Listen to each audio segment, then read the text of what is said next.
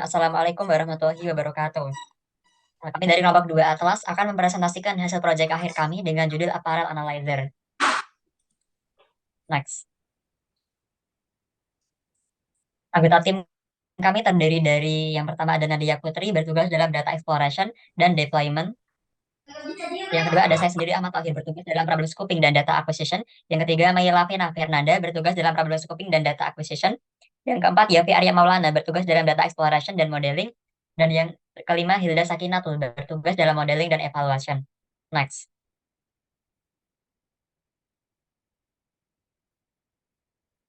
Sebuah penelitian tentang Click Fashion menunjukkan bahwa industri fashion menghadapi kesulitan dalam mengatur manajemen stok barang karena perubahan cepat dalam tren dan selera konsumen yang beragam. Industri fashion, khususnya UMKM, menghadapi tantangan dalam mengelola stok barang karena perubahan tren dan selera konsumen yang cepat. Hal ini menuntut para pelaku usaha fashion untuk lebih inovatif dalam mengelola stok barang dan mengikuti perkembangan tren dan selera konsumen. Salah satu solusi yang dapat dilakukan adalah dengan menggunakan analisis market basket atau MBA untuk mengidentifikasi pola pembelian konsumen dan mengelola stok barang secara lebih efisien.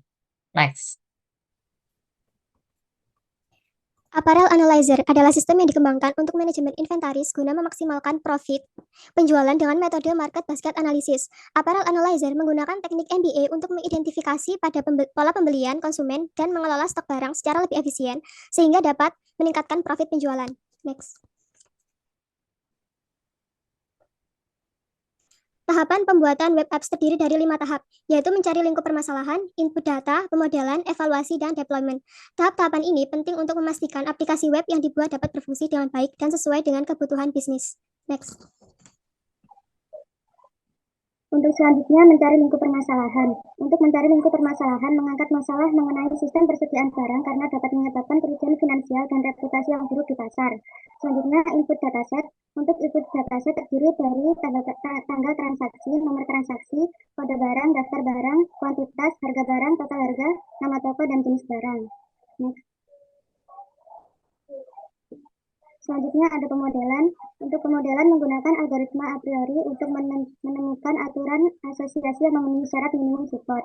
Dan selanjutnya ada evaluasi. Proses evaluasi model dalam market basket analysis yakni pengujian support dan confidence, planning, dan evaluasi keefektifan, implementasi, dan pemeliharaan. Selanjutnya ada deployment. Untuk deployment kita menggunakan Streamlit.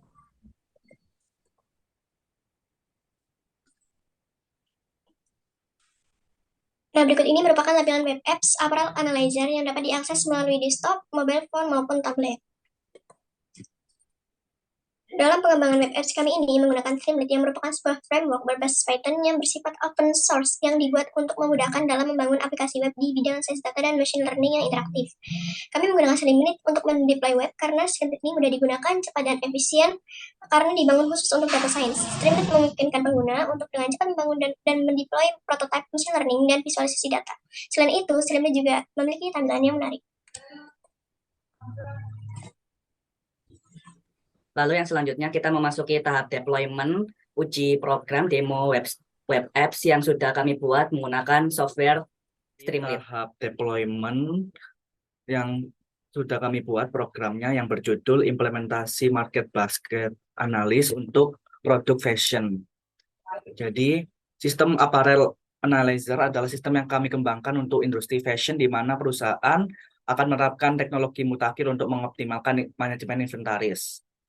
Terus untuk dataset sendiri yang diunggah mengandung kolom seperti transaction, item, no transaksi, jenis, dan itu per pieces untuk hasil yang akurat. Di sini untuk tampilan datanya bisa kita lihat data yang diambil merupakan dari data CSV file. Berikut untuk outputnya.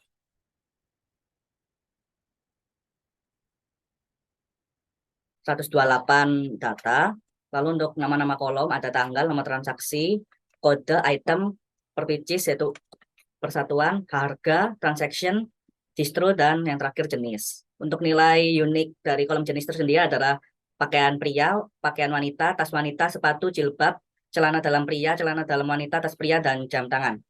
Ini berikut grafik produk yang paling diminati. Yang pertama ada Levi's dengan jumlah 17, Louis Vuitton 13, Uniqlo 12, Chanel 12, dan H&M berada di angka 10. Hasil perhitungan terlihat di sini kita menggunakan ambil frequent item set. Itu adalah himpunan item yang muncul bersama teratur dalam dataset transaksi atau konteks market basket analysis. Terlihat di sini ada kolom support dan item set. Total sendiri ada 28 data. Untuk model association rule di sini ada 72.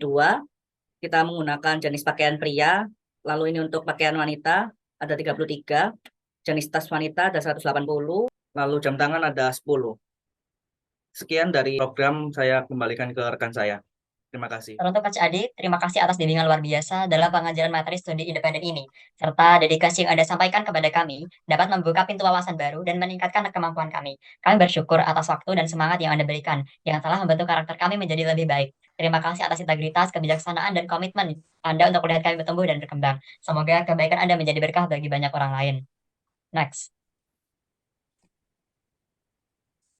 Kesimpulan dari presentasi ini adalah kesulitan industri fashion dalam mengatur manajemen stok barang menjadikan perusahaan kurang maksimal dalam meningkatkan profit dan menjadikan konsumen kurang puas.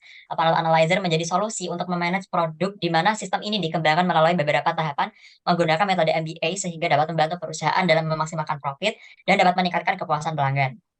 Next. Baik, cukup sekian presentasi yang bisa kami sampaikan. Terima kasih atas perhatiannya, dan apabila ada kata-kata yang kurang berkenan, kami mohon maaf yang sebesar-besarnya. Wassalamualaikum warahmatullahi wabarakatuh.